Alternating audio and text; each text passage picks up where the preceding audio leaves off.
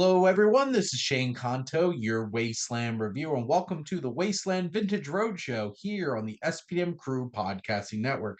And this is my monthly podcast where, I just gush over all of my favorite movies and going through my top films of all time list.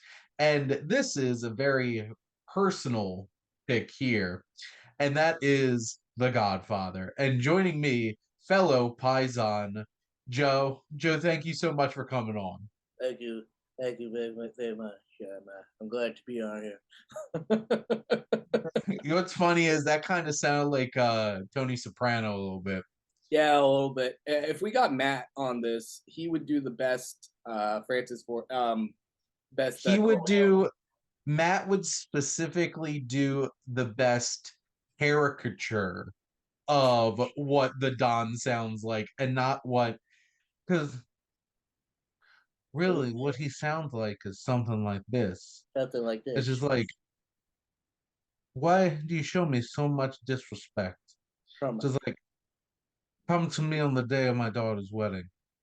And, we got the fake mandibles, everything. So, yes, we are indeed talking about The Godfather here. Much impersonated Marlon Brando performance as Vito Corleone.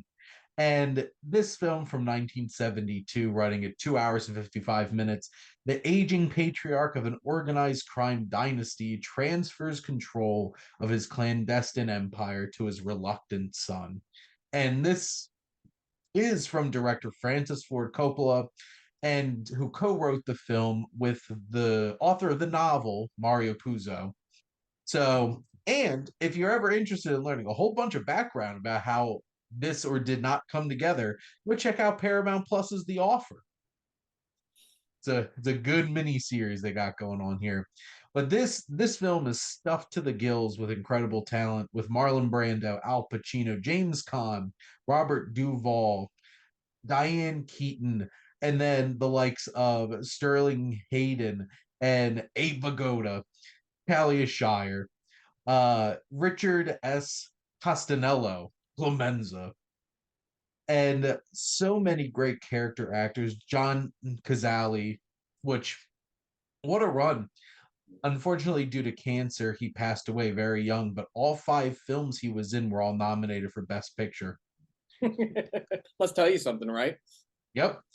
But I'll start this one with when I first watched this film. So this is one of my favorite stories to tell. And I was 10 years old. I grew up living with my grandparents and my mom. And back in 2001, when I was a spry 10 years old, my grandfather told my mom that I needed to watch The Godfather because it was my culture. So 10-year-old Shane watching three Godfather films, which it was a very interesting experience because like I distinctly remember loving the first Godfather as a 10-year-old. Yeah. I wasn't a huge fan of Godfather Part 2 as a 10-year-old, but that might have been because of the subtitles. Um and the complicated storytelling, balancing two different stories. But this was like a lot of people have that towards like movies they shouldn't have watched, like they watched too young. I don't know if a 10-year-old is the ripe age to be showing The Godfather, but I turned out to be a functioning adult and it didn't mess me up at all. So there you go. But Joe, what were your first experiences with The Godfather? Pretty funny. So, little known fact: I grew up in Staten Island, New York, and we'll probably get a chance to talk about this. But Staten Island is pretty significant when it comes to the filming of The Godfather. Particular Mhm. wedding scene is actually filmed 5 minutes away from my old house in Toad Hill. So The Godfather was always around. Mm. It's a bad story for me to tell people, but it comes in multiple pieces. But I watched The Godfather after we watched the Abrams Mafia movie with Jeff Daniels' dad, Lloyd Daniels. And my dad was like, you kind of have to watch the original to really appreciate these jokes. But keep in mind, I was 7. All right. So I was like, Dad, I get it, part of my culture, but I'm also 7 years old. So we end up watching The Godfather. My dad loves telling this story to people because it's so funny. But ever since watching the movie, he always had a tendency of bringing me to the Blockbuster to figure out, read the backs of the video boxes to see, get a recommendation, see if we should watch it, see if we don't. I stumble across The Godfather. 7-year-old me, I look up to my dad. I'm like, "Hey, leave the gun, take the cannolis." Whole place is cracking up. They thought it was so cute. So any party, anybody, talking about, that's the story my dad always shares. Very nice. Like a good little paisan. Exactly. Um, it's so funny because like, is it a I don't trust an Italian American restaurant if I don't walk in and they have Frank Sinatra playing or like the Godfather music. Uh, Or there's one particular restaurant in Collingswood, New Jersey called Kitchen Consigliere, and they have murals all over the place of The Godfather and Goodfellas and The Sopranos. And it just is. Italian Americans, especially in the Pennsylvania, New Jersey, New York area, just really love being Italian Americans. yeah. It, And it yeah. hits. I was gonna say, like, to go off of that, I think that's why I appreciate part two so much more when it shows the diaspora, the Italian diaspora, and what it was like, because Mm, essentially, that area of the country it's representative of that, and it mhm. really sticks to it really sticks to culture. You think of New Jersey, you think of The Sopranos. I mean, you think of, you know, that's part of it. It's all tied to it. I woke up this morning. Got some gabagoo. Gabagool. It's just it's hard to disconnect like The Godfather with Italian American culture because it's so intertwined. And the reason that is that they actually got an Italian American to make it, and that's Francis Ford Coppola. Because the thing is, it's like this could have been so hokey and ridiculous without the right touch. And Francis Ford Coppola is such an interesting filmmaker because he had probably arguably the best decade any filmmaker has ever had Mhm, in the 70s. mhm, He made The Godfather. He mhm. made The Conversation. He made The Godfather Part 2. He made Apocalypse Now. And he wrote Patton at the Mhm. beginning of the decade on top of that. Mhm. But like he's also had one of the most interesting falls of a filmmaker because like in the 80s he was still doing stuff like Rumblefish and The Outsiders, and he of course he had Bram Stoker's Dracula Yeah, in the early 90s, and also Godfather Part 3, which people might talk shit about. That was nominated for Best Picture yeah, the same year Goodfellas was. yeah. And I distinctly remember one film that I watched a lot as a kid, and that was Jack, starring Robin Williams, where somehow Francis Ford Coppola directed a dramedy about a kid who accelerated Accelerated aging aging, great played with Robin Williams. by Robin Williams, and then disappeared until Megalopolis. It's Wild. interesting, man, because it's like I think about the '70s. If there was like a Mount Rushmore of filmmakers, me personally, it'd be De Palma. It would be Lucas. I'd include Lucas on it.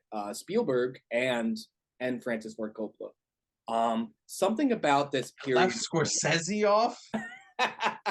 '80s. I'd say more in the '80s. I'm talking about like the '70s. Come At on, that point, yeah, me. De Palma's supposed to be the fifth wheel, Joe. I know he's my favorite filmmaker. I love Scorsese, but like, there's something about that era of filmmaking coming out of like, I guess this is New Hollywood. New This is Hollywood.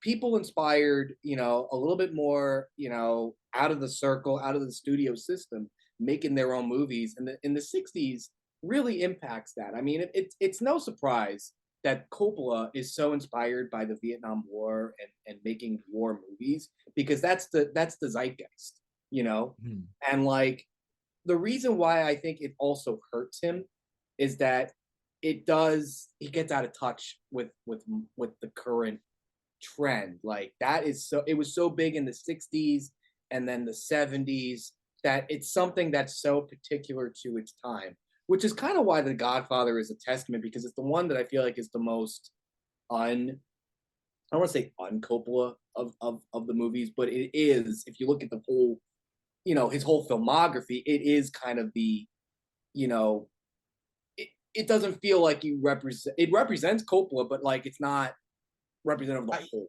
I you think know what I'm saying? I think the first Godfather film out of his four seven main 70s film is the most accessible Right. and the most easy for an audience to go in and connect to. The conversation is very isolating. Hmm. The Godfather Part 2 is daring in Hmm. its storytelling and adding in a lot of subtitles and stuff like that. And then Apocalypse Now is literally the audience's trek into hell. Yeah. And it's not like a fun, exciting war movie. This is like you're high as hell, the doors playing the end in the background, and you're just like, what the shit am I watching? Yeah. But it's Coppola, I don't think was able to transition in the same because like Spielberg, his Hmm. friend, really embodied what the 80s would become. Right. And he did great. Spielberg did Hmm. great for himself in the 80s. Hmm. Lucas more like with the strings, less Yeah. doing the directing himself, He continued put to on grow. he took off he cut his hair, he put on a tie, and he became part of the system. He sold out, and that's okay because I mean that's the goal of every filmmaker is to cut your hair and put on the suit and work corporate. Well, and Scorsese was still doing extremely daring things into the 80s, except his I think his films were more interesting Hmm. in the 80s than because like Coppola made The Outsiders, Hmm. like which feels so commercial It for does. him after his films in the 70s. And then De Palma's just doing De Palma. Yeah. Like 100% committed to his bit. But like Coppola is an incredible filmmaker. Yeah. And did Apocalypse Now break him? Yes, Yeah. probably. There's that Like documentary that community Hearts of Darkness? Hearts of Yes. Darkness that pretty much shows that. Um, I think it's really fascinating looking at Coppola's filmography, and you could really see. I mean, like going off of what you were saying about The Godfather being accessible. Like when you really get down to it, it is a hero's journey. It is Yes. at its core. It's like Star Wars. That's why I feel like Lucas and Coppola are really good friends because you take the sci-fi element out of Star Wars and you have a hero's journey when you're focusing on Michael. You know, and it is something that a lot of people can relate to. You don't have to be Italian in order to see this. And if Yep. anything, that's one of the most inspiring things about this movie and why everybody, says it's the greatest movie of all time. Yeah. It did something incredible. It was extremely artful and impressive filmmaking, but also extremely entertaining and had had shootouts and guns and a pair of breasts. Yeah. Um and it A like horse's head. a horse's head. Yeah. Great dialogue. It has so many things going for it. But before we dive into The Godfather, I wanted to highlight some other films that really stood out to us as representing Italian American culture.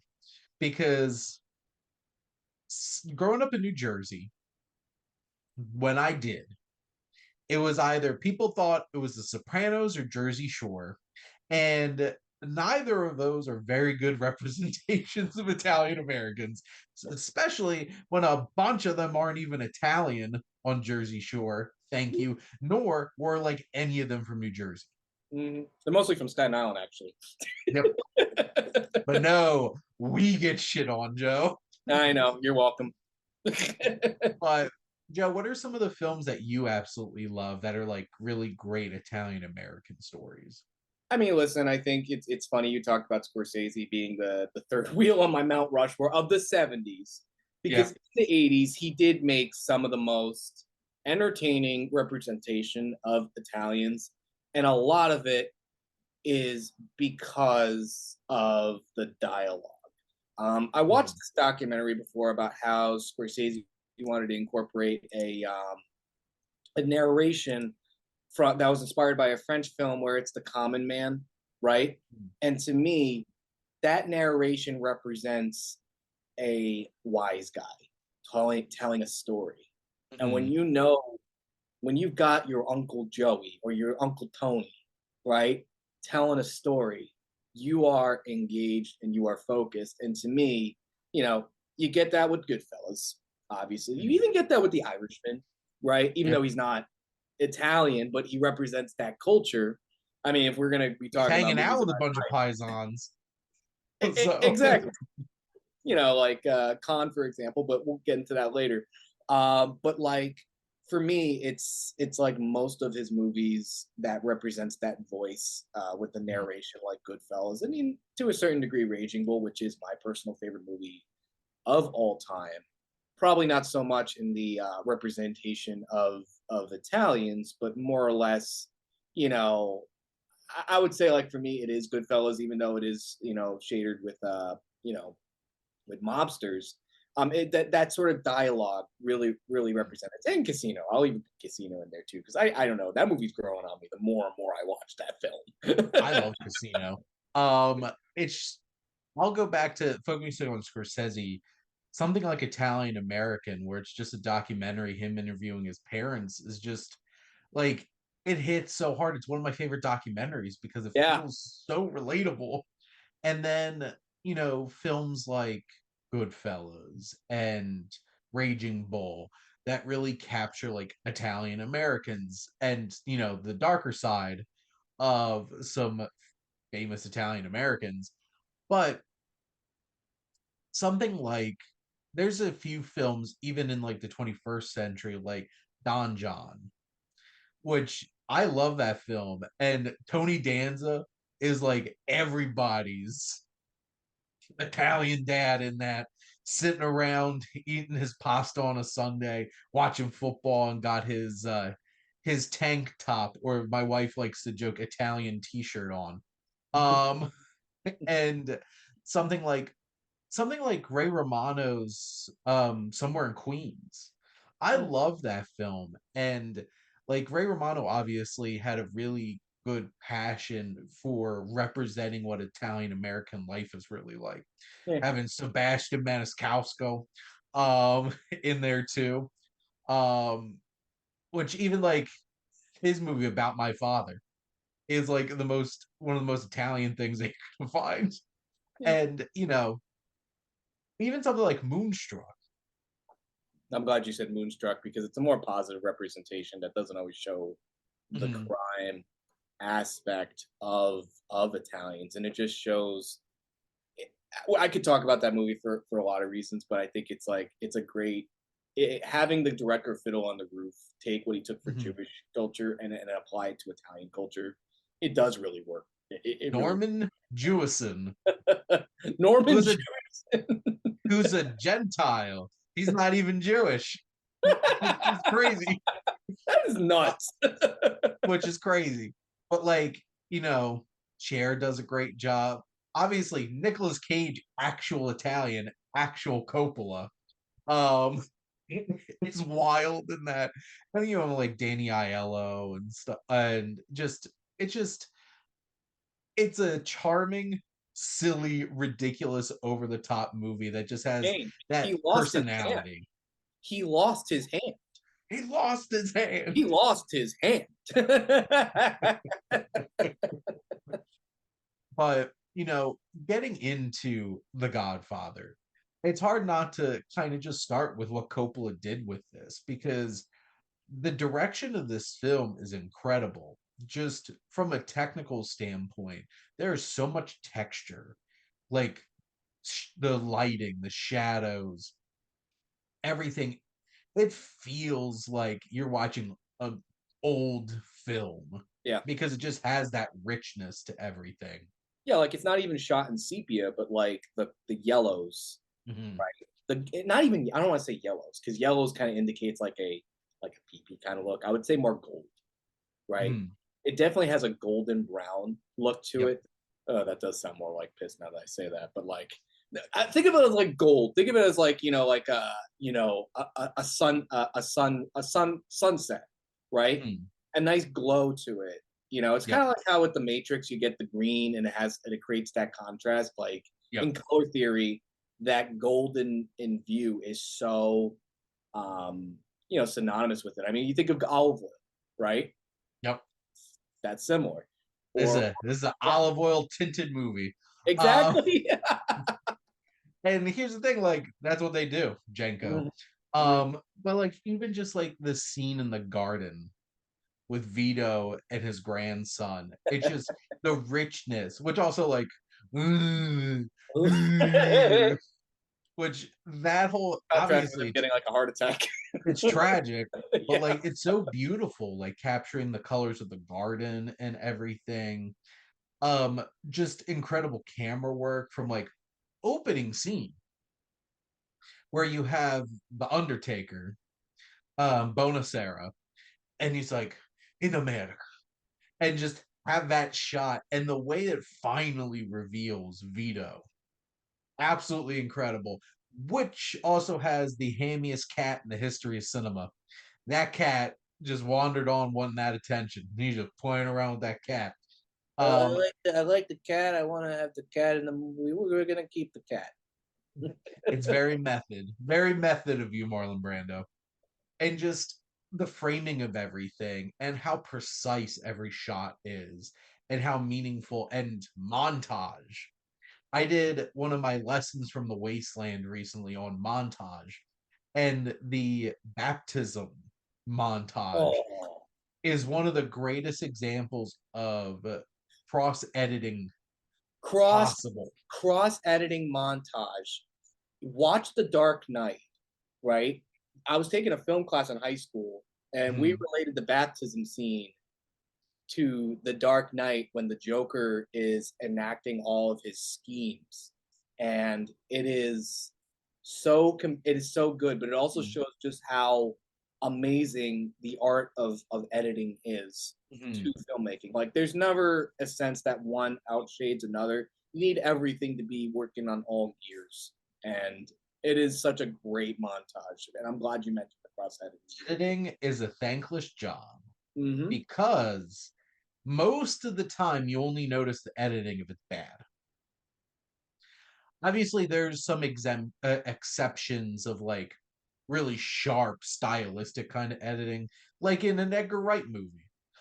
You notice the editing Yeah, throughout the whole entire thing because it's very purposeful. But in this, that whole entire sequence is so incredible, down to like the heightening of tension, and Coppola really knows how to build tension. The moment of Michael, do you renounce Satan? And then the organs rising, and then you cut to everybody getting shot. Clemenza loading off that shotgun into the elevator, or Mo Green getting shot in the eye while he's getting his massage, and just there's something powerful about it. The yeah. scene where Sonny pulls up to the toll booth, Oh man. and it's the little details where you notice like the toll guy's acting weird, the car's acting weird in front of him, and you're just like, oh no, oh no, oh no. And then it builds to one of the scariest parts in the movie because the sounds of those Tommy guns Yeah. are just so bombastic. I, And I know, yeah, like, if we compare like the role the patriarch, when we have Don Corleone as like, the head of the household, but I think of the Lion King, and I know it's a weird comparison to say, but Sonny's death always felt like Mufasa's death to me, in a sense that this is pivotal, right? This is kind of mhm, like this is a big deal, and this is what sets things in motion, for the rest of the film. Because up to that point, you think that it's, you think that it's, you know, you know, James Caan's character who's gonna, Michael, I mean, Sonny, who's gonna be, taken over, you know.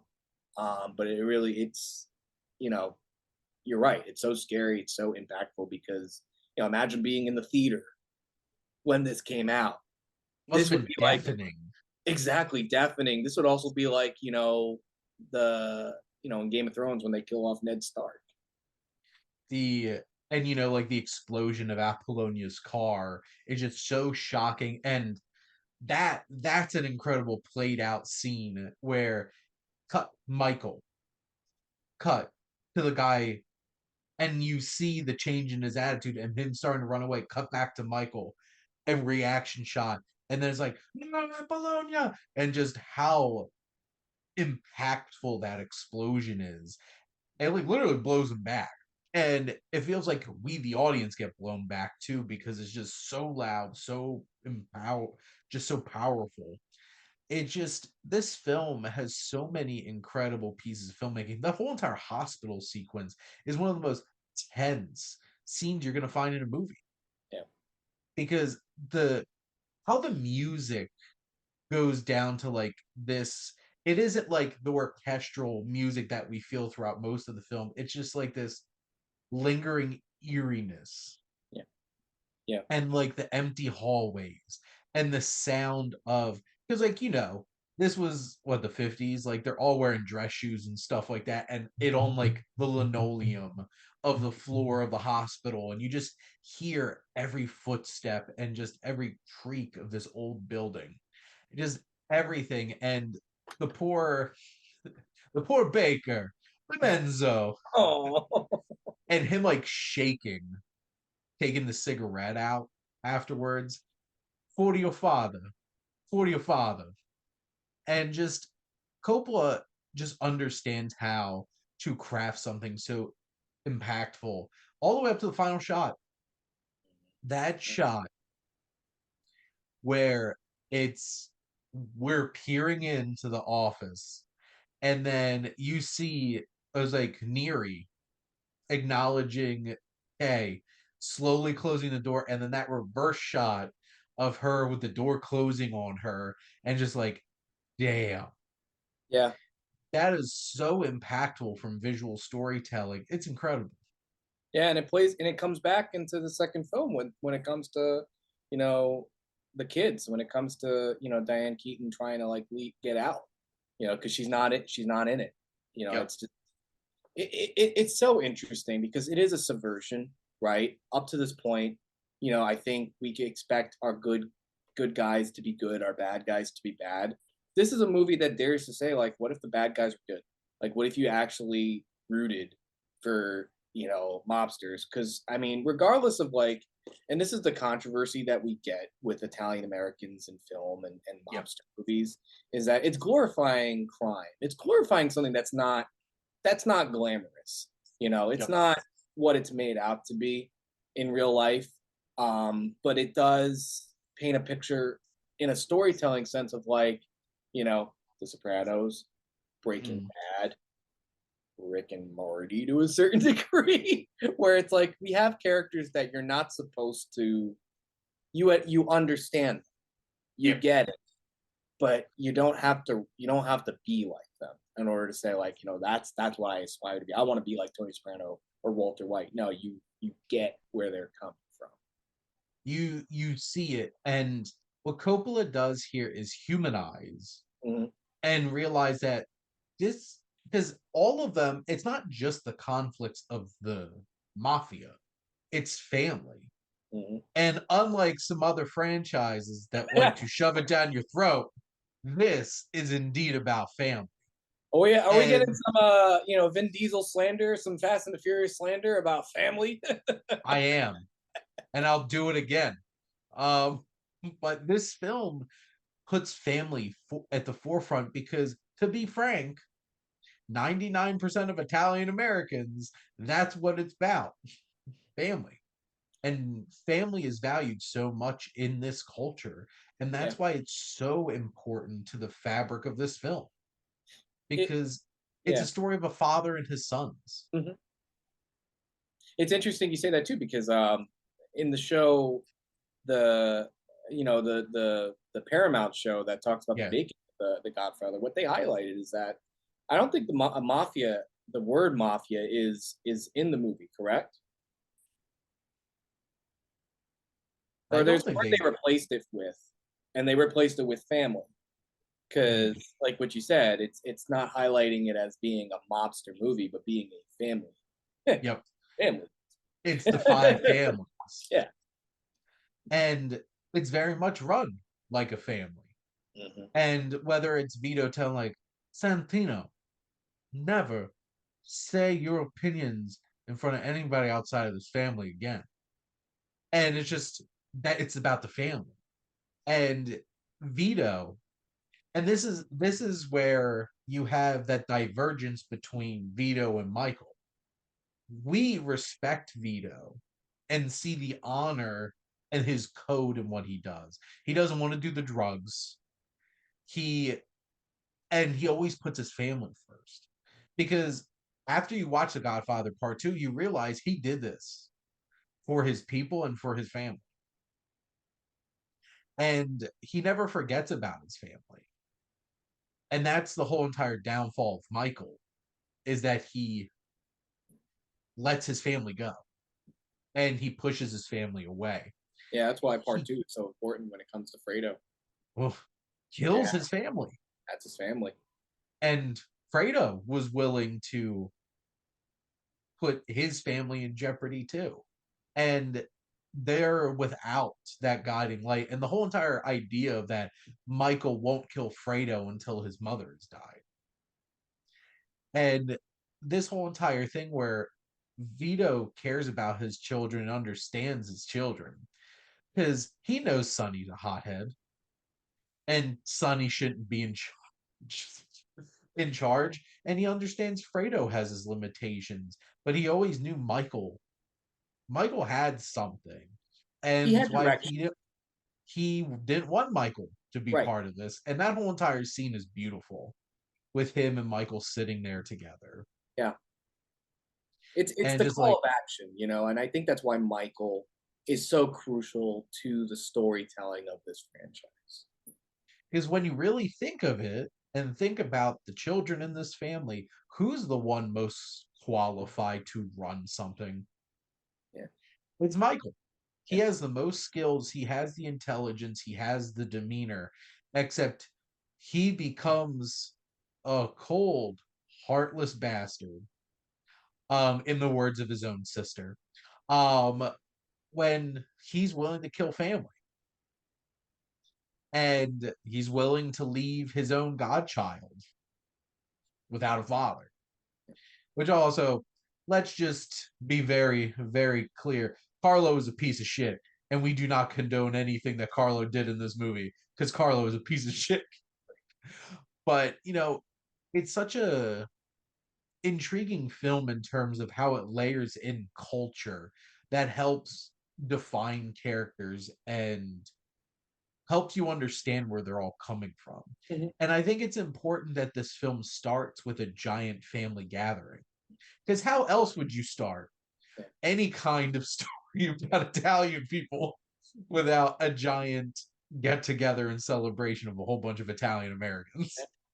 And like I said, that scene was shot, not far away from my old house. Toad Hill is like the ritziest part of Staten Island, where it's a lot Mm, like the one portion of like those really ritzy houses you see in like Long Island or like mm, Colts Neck in New Jersey.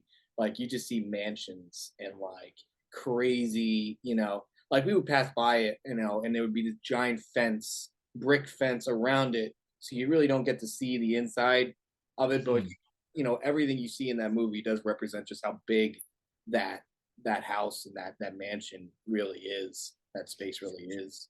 Well, it's funny too because Joe, you come from that very New York, North Jersey kind of Italian American, and I come from very much South Jersey, South Philly Italian American. And this film's very New York Mm, Italian American. mhm. Don't get a whole lot of like Philly, South Jersey Italian American stories and movies. Yeah, Um, you get a little bit of that in The Irishman, yeah, because I remember it's like, yeah, we dumped all the weapons in the Schuylkill. I'm like, oh shit. yeah. I'd even throw in Rocky to a certain degree that Oh kind yeah, of so highlights on that too. which also I forget. So the most defining film for all South Jersey, Yeah, Philly, Italian Americans is Rocky. yeah. And the There's crazy thing is that no we didn't even questioning mention about it. it. It is it is so defining of Philadelphia culture. And to anybody who thinks they should ever take that statue down ever again, screw you. And something bad should happen to you. Because Rocky Balboa did more for Italian Americans than 99% of actual real life Italian American figures in this he country. So, he he's an icon. He is a yes, representative. He is a figure. He is an idea. It's like Batman, right? He yes, is an idea. He's a symbol. Like that's yes. what Rocky is, and not just for Italians, but just America. He is a symbol of never giving up. That's where winning is. That's like that speech in Damn straight. And that's why I continue my petition to get rid of Columbus Day and replace it with Rocky Balboa Day. Balboa Day. 100%. The biggest argument Italian Americans have is you're taking away our holiday. Change it to Rocky Balboa Day, and boom, solves the problem. I always felt like, I know we're gonna go on like a weird tangent, but I always felt like Columbus Day's creation was propaganda It to was it was propaganda to by the get mob. Italians to rival around something. You may as well just call it the San Gennaro Day, right? It may as well should have just been a day representative like what St. Patrick did. Like, why did it have to be Columbus? Like, that's what really bothered me about it. Well, and to be fair, he didn't. Well, first off, there are people here to begin with, and two, he wasn't the first European to show up here. He conquered it for Leif Spain. He Erikson even did, conquered thinking about Italy. Like what the hell? and for the record, it was the Portuguese who sent him here. The Italians didn't even Yeah. want to bankroll him, so we do not. I Listen, do the not only want to take. Columbus, exactly, the only Columbus we should be talking about is Chris Columbus, director of Home Alone and the first Harry Potter film. That's a Columbus that I could look up to, not the other one. They should have just named it Americo Vespucci Day because at least that's what America was named it. Amerigo Day. Yeah, but anyway, obviously it's hard to talk about this movie without talking specifically about the music because the music of the Godfather has transcended this film. It has transcended film, and Nino Rota's score is just, it's something special. Yeah. You hear it, you automatically know what this is. It's on the same level as any other incredible theme that has been created, whether for, Indiana Jones or literally anything John Williams has done. Uh, it just hits there, and you have the wedding waltz, which is absolutely beautiful. You have just this film is wall to wall with incredible music that brings so much emotion. And like I mentioned before, well, first off, I'm a huge fan of organs, and that music at the climax of this film during that baptism is so eerie and creepy. But from that opening dance between Vito and Connie, it's just, and how it mirrors Michael's dance with Apollonia later in the film. It's beautiful. It's absolutely beautiful. Yeah. I think it's interesting how, it's iconic, right? We're talking about Rocky being an iconic to Italians. The music score to The Godfather in the same way, where you hear the opening notes, you know exactly what you're going to expect. You know exactly what you're going to see. But it's also interesting how like it's so representative of the movie where it's it's haunting. I think Mhm. haunting is kind of like the best way I could describe the score to The Godfather. Like it's kind of like, you know, it's not something you normally put on. I guess Mm. it's something that makes you think, and like it does make you feel, exactly what the movie is going for. I guess is the best way I could say I have it on vinyl. it. It's incredible. But even just from the all the way up until the very end, like the final shot was just like the bits and notes of music that go with that door closing, and it is something haunting, and you're supposed to feel a little fear in that moment. It's like, what is Michael hiding behind that door? We know It's also, Kay, yeah, Kay pretty much knows, exactly. It's also but like a doesn't want to testament believe to, it. exactly, and it's also like a testament to editing, right? We're talking Mhm. about like storytelling and editing. Like the first thing I think about, in comparison to this is this The Graduate, right? Where that Mhm. last scene of The Graduate really indicates whether or not this is a good thing, a triumphant thing, or Mhm. maybe a big mistake, or uncertainty, questioning. I love when a movie doesn't give you clear answers, and you, the audience, are the ones that can think about it, because that's the movie's job, is to get you thinking about it after you're done watching it. And you do think, Yes. like, did Kay make the right decision? Which he didn't. Yeah. Yeah. Like, at the end of the day, like, this Michael was always there. And I think it's important to realize that because he, even from the beginning when he's quieter and stuff like that, he's still like calculating and still confident in what he's going to do. And he was waiting for an opportunity. And that's, I think, one of the scary things is when he finally takes charge and they're like, this is business. And just like, there's something cold about that and distant. And he's a very commanding person. His body language, too, what Al Pacino does, well before Al Pacino turned into Al Pacino. Um, Cigarettes this will was do that, I guess. Unfortunately. and booze. And The booze. the 80s were not a good time for Al Pacino. Ah, Um, hoo-ha. ah. But here it's a very understated but incredibly powerful performance by Al Pacino because you see all the little details and how he crosses his legs, how he sits in a seat where it's like commanding presence. And you know that Michael has power behind him, which is also very interesting because he is a small man. Yeah. Like Al Pacino's not a big dude, Yeah. but he commands it. Yeah. And It's he's not yeah. it it's interesting because like he's sitting like this with his arms out on like an armchair and just kind of like his head tilted slightly down where he's sitting but he's looking down at you. And then you have Santino who's all like a like a rooster with cocking out with his chest out and sometimes literally with his chest down his ungodly hairy chest that James Caan has. And it's very different. It's very different physicality that's really interesting looking at the performances in this film.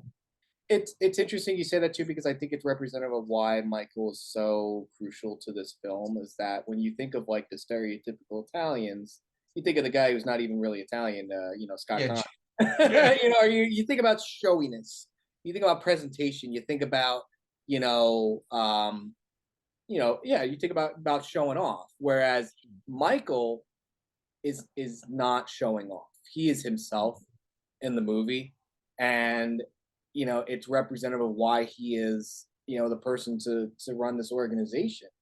Mm, Because like it's kind of like why part two really clicks for me, where it really adds to the importance of part one when you're seeing mm, what Vito had to go through and what he went through in order to start the organization. Because it is representative of Michael, where it's the job, right? yeah. It's never even necessarily wanting to do this. It's just having to do this. And him going into the military and coming out of the military and seeing that, really highlights why he's the person to do that. Like you're right, he's not a physically intimidating guy, and you know that. Yeah. He's not trying to fake that. He knows that he's not the strongest person out there, but that doesn't shade aside the fact that he's probably the smartest guy out there. You know? Yes. And his will is strong. And that's what's terrifying. Mm-hmm. He is a scary figure because his intensity. And Paul you feel Atreides that from Dune. you feel that when he loses Yeah, it in yeah, the second one and he lashes out on Kay in that scene, which is like the one moment he Al Pacino's out yeah. in that whole entire movie. But and it's also parallel to Vito because you're very right because what do you expect out of Italian people is big. And it's Oh, interesting wow, because yo. most of the men in this family are not. Fredo's very frail, and that's why he's such an outcast. And they throw him out to Vegas to be with Mo Green, and Freddie gets a little bit of some power, and he's dressing up, wearing his sunglasses, and he gets cocky. And then Michael turns that on him, where he's like, "You will never stand up against this family ever again." And in that moment, you're like, "Oh shit!" You don't mess with Michael, and it's because Al Pacino can like he looked like he like shot through Fredo with Yeah, that stare. But yeah. what's I think so impressive about Marlon Brando in this film is well, for one, he fully disappeared into this character between the prosthetics, everything about the Literally disappeared choices. into Yeah. it. Yeah.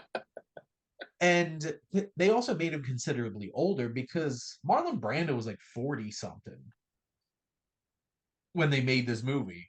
So like maybe close to 50, but like they made him considerably older, but he's also quiet. Vito's not the kind of person that feels like he needs to make a big deal about anything because he doesn't. He doesn't have to. He he has incredible presence too. Because when he stands up, he has this power of his presence, and Coppola does an amazing job of treating Vito like he is this figure that that's why it's the Godfather and why Vito's on the poster because at the end of the day this is Michael's story, Right. but Michael has to get out from behind a shadow, and that shadow stands tall, and that shadow is Vito. And he get has his moments with like Johnny Fontana's like, what am I gonna do? Be a man. Man. And like he has those kinds of moments and he has the ability to do that. But it's more when he's talking to the five families and he just commands that whole entire space and nobody is gonna question him. When he needs to be, exactly. When he needs to be that guy, he is that guy. And that's what makes, and you're right, when you really think about it, appearance, it isn't everything. It's just he's getting the job done. Mhm.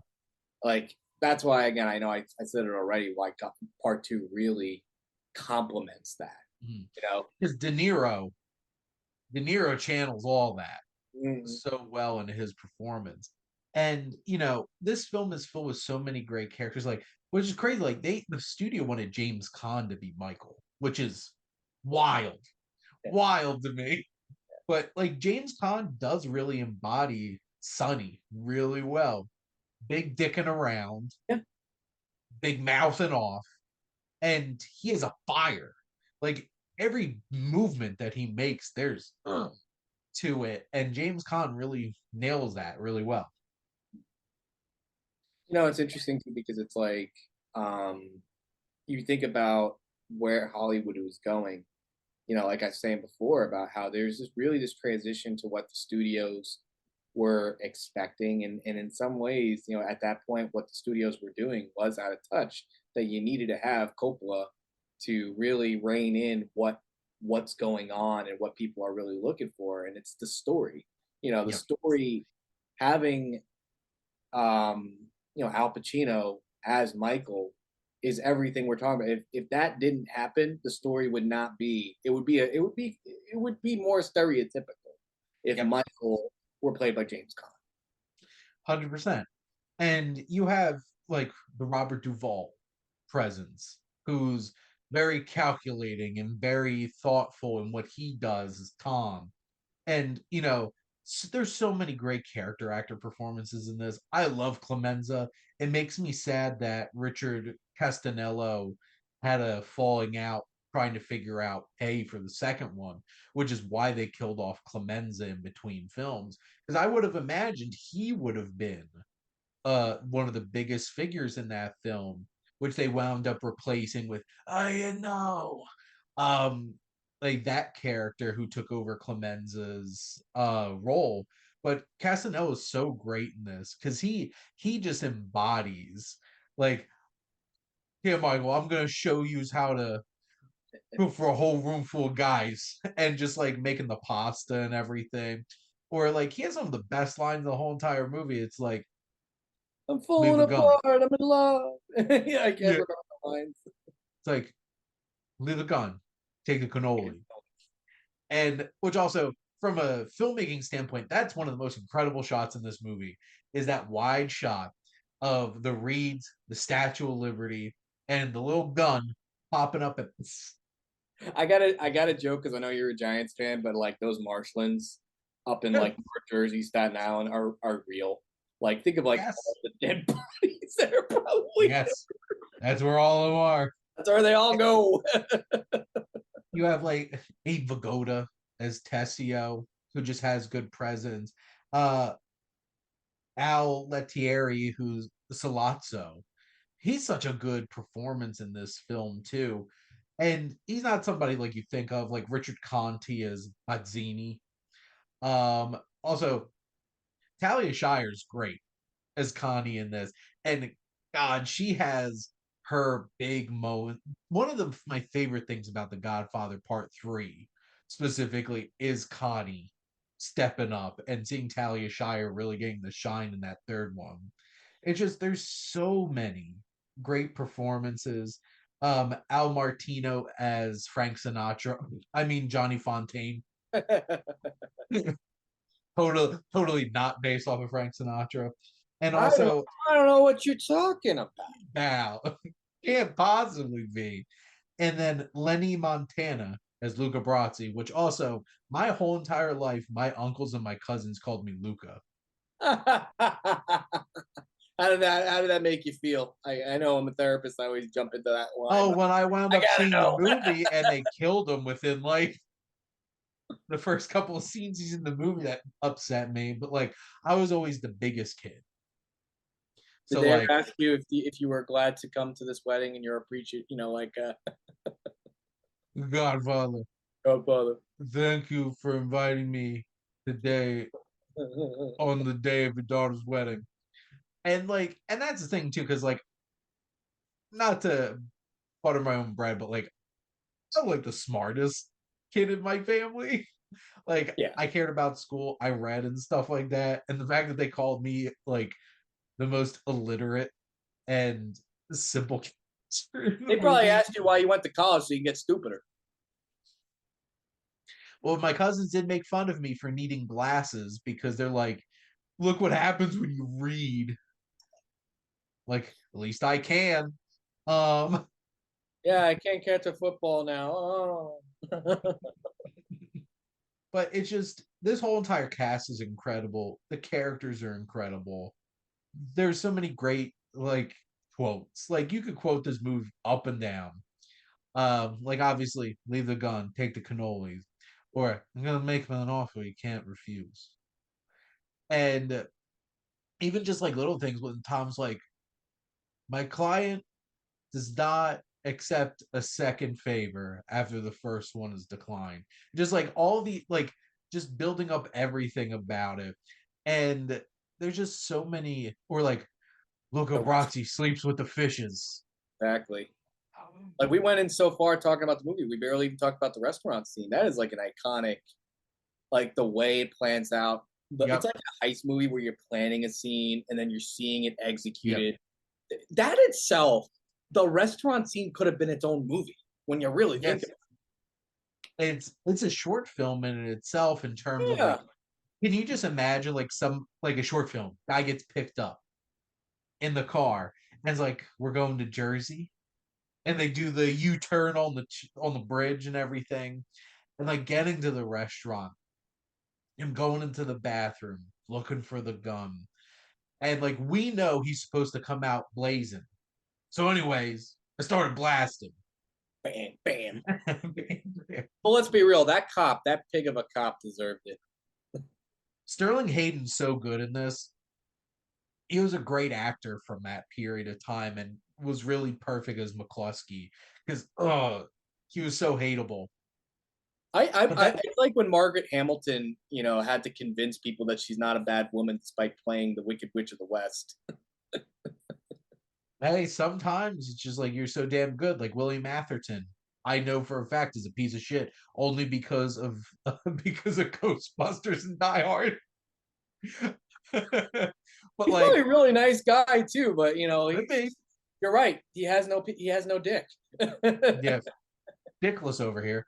But the whole interaction between Salazzo and Michael is so interesting, and especially when they start communicating in Italian and don't put the subtitles down, and you're just like, there's something so interesting in like the camera pushing in on Michael and like the heightening tension. He finally gets up and just shoots, and then the music and just the sound mixing in this movie is incredible because everything is bam, it's there, it's at you, and it's so engrossing and compelling. It's just this film is a masterpiece. The restaurant scene, the whole wedding at the beginning of the film, that is how you set up a massive ensemble of characters. Yeah, it's exposition done right because we think of exposition dumping Yep. where you're not the wedding scene. It goes on longer than it needs to. It goes on long, but it goes on long because this is setup. But it's Yep. also set up where it's a celebration, and it's also things love about Italian culture, but also allows you to see who your characters are, and your introduction to Vito, like the guy on the poster Yeah. is at the wedding scene, so it's a very important moment. Yeah, It's just how they set up every character because like from the opening scene we know that Sonny is a big dick philanderer who thinks more with his dick than things with his head. And obviously that comes back in the book. They explore that mistress a lot more. And we realize she's pregnant in the book. And it, then obviously Vincent, yeah, Andy Garcia comes into play in the third movie. yeah. Which is interesting too. Now that you say that, because if you were to think of like an illegitimate child to Sonny, it's going to be Andy Garcia's character from Part 3. Part 3 is not a it's not the worst movie ever. No, It's it's just just it's challenging to compare on the same level.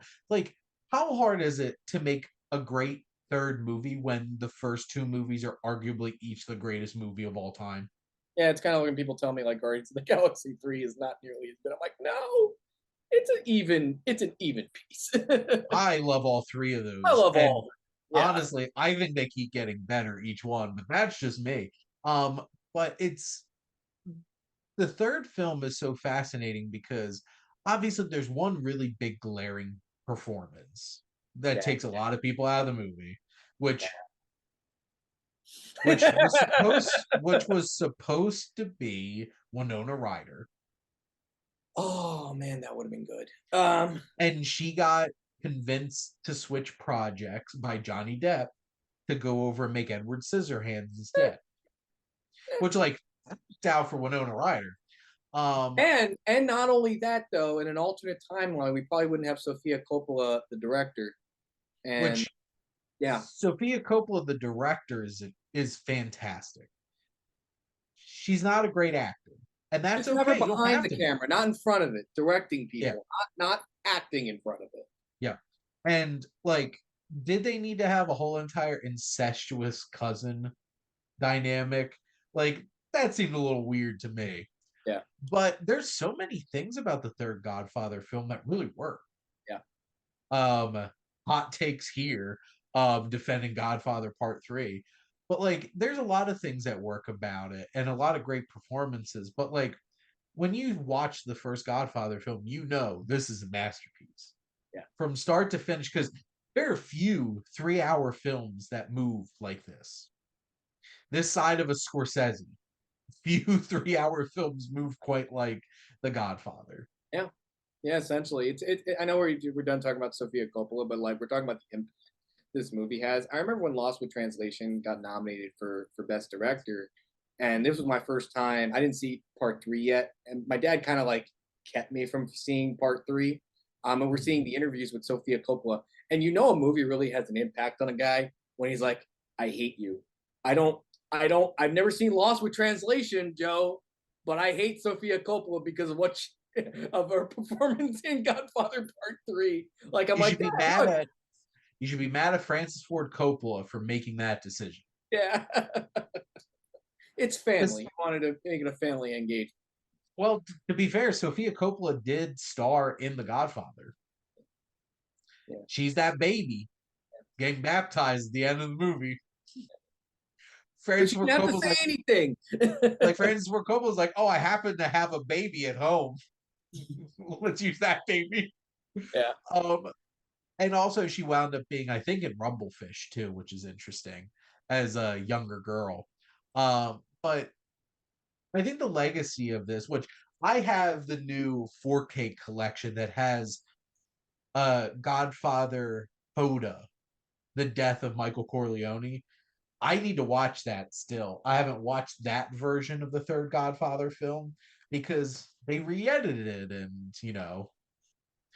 I think the lack of Robert Duvall, I think, made a big impact because Tom was supposed to be a significant part of that story. Yeah, I think in the books, they actually have a book centered on his character in as which would have been part four. Hmm. It's it's a shame that didn't work out, but sometimes reality happens and people want more money. And to be fair, Robert Duvall's by 1990 is like a legendary actor at that point. Listen, they don't call it family business; they call it show business. Yep. No, they call it snow business. Exactly. You didn't think I was gonna make an Elvis reference here today from Baz Luhrmann. But just this trilogy of films, especially the first two, obviously, are like few film series can boast that they have two of the greatest films ever made. So Francis Ford Coppola has that in his hat for sure. Yeah, yeah. But I guess, Joe, were there any other things that you wanted to talk about for The Godfather? I feel like I pretty much covered everything as far as like additional things that I mean the only other thing I was going to say was since we're talking about Francis Ford Coppola's impact and his family, we're talking Uh, about Talia Shire, Jason Schwartzman, you know, yep. Nicolas Cage, imagine it does get me thinking how Al Pacino as an actor is very similar to Nicolas Cage as an actor, and there is that connection to Francis Ford Coppola when you really think about it. Because listen, we all talk about Nicolas Cage having like really bizarre film choices.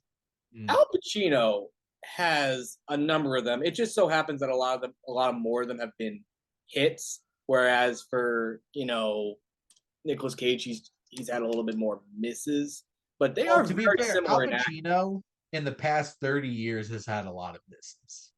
Listen, he's called Dunk, as in Well, Dunkachino. Don Pacino, Dunkachino. which I'm going to say something very bold here. Al Pacino was the best part of Jack and Jill. Like, easy. Like, it's funny to be like, wow, how could Al Pacino possibly do this? He went all out. He was Here's the committed. problem. Here's the problem. We had Adam Sandler doing a bad impression. It's like with Eight Crazy Nights. Like everyone loves the animation in Eight Crazy Nights. They love the songs in Eight Crazy Night. But then you get Whitey and Eleanor. What the hell are you talking about, Joseph? We absolutely Jippity. love Eleanor and Whitey. Just that's a technical foul. Size 6 on one, size 4 kid size on the other. At your service. It's just obviously Al Pacino, ever since Scent of a Woman, has just become a completely different actor. Yeah. Like Yabba Yabba Do. Yeah. It's just like Are you finished, Colonel Say? No, I'm just warmed up. I quote that whole entire thing, but I will not right now. But that's the thing. So many incredible actors got their start and big break on The Godfather. Obviously, Al Pacino. Um, James Caan, obviously not the same caliber of actor as Al Pacino, but like James Caan had an incredible career. Talia Shire. It's just it's such a fascinating film that everything works about this. It's beautiful. It's incredibly put together. It's incredibly well told. It is a fascinating story with layers upon layers upon layers of themes and ideas. Incredible performances from top to bottom. It's just chef's kiss, manja. Yeah. I could taste the garlic. I could taste the sauce thinking Yep. about it. Like it's just it feels comforting. It's comfort food. It's comfort. Um, it's crazy. The more and more we're talking about The Godfather, and I am a completionist, and I'm one of those guys where I just have to like watch everything. I know. Wait, what are you talking about? I'm probably gonna watch Megalopolis. I I know it's watched weird, Megalopolis. It's wild. it's wild, but I heard it's not the worst thing ever. It's just weird. There's things about it that are incredible. There's things about it that I'm like, how did he get away with making this? Oh yeah, because nobody told him no because he paid for this himself. Um, it is. I think if you love film, it's a much must watch Yeah. because this is what unchecked artistry can be, which is complete and utter cinematic mayhem on screen. And Yeah. just sometimes you get threads of some of the most amazing thing you've ever seen in a movie and some threads of abomination that you're just like, how did they why would you even do this? And Megalopolis has both sides and everything in between. It's So kind of like why The Fountain is like one of my favorite movies because that's Darren Aronofsky having no one telling him no, and it's beautiful. no, It's one where it's very beautiful. It's very beautiful. yes. Story for a lot of people doesn't make sense, but for me, the more and more I watch it, the more and more I appreciate it, and I always go back to it. And that's like unbridled artistry. So I guess Yep. in some ways, I guess I can go into Megalopolis with a bit of an open mind. You gotta megalop all of it. Meg- Megalop. Maybe if I don't like it, I'll megalop out of it. Before we keep making even more word play on words that you all are gonna hate. I think that's right on The This is gonna be a Godfather long here. podcast, isn't it? But Joe, thank you so much, my friend, my paisan, for coming on and talking about The Godfather. Hey, you made me an offer I couldn't refuse. I had to do. There you go. I can't top that. But thank all of you for listening. Make sure to like, comment, and share on this episode. When did you watch The Godfather for the first time? And if you haven't, what the hell are you waiting for? Go watch it. And make sure to follow and subscribe wherever you listen to your podcast. We have a lot of great content here on the SPM Crew Podcasting Network. Always looking for new shows, new collaborators to talk movies, television, physical media, and comics, music, and sports, and just chatting life with Luke.